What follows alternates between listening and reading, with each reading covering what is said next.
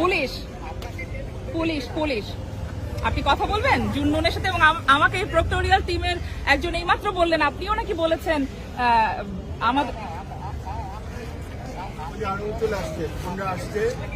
এখন হোক, এখনো দেখে আটকে কিনা।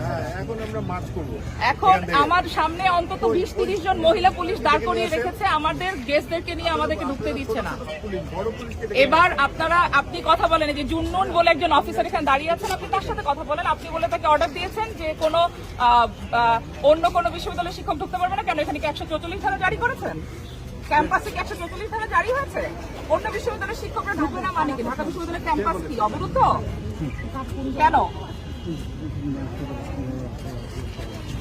এখন আমার দেশদেরকে নিয়ে আমাদের সবাইকে আমার পাশে দোষ যাবে না, আপনারা কি আটকে রাখার জন্য?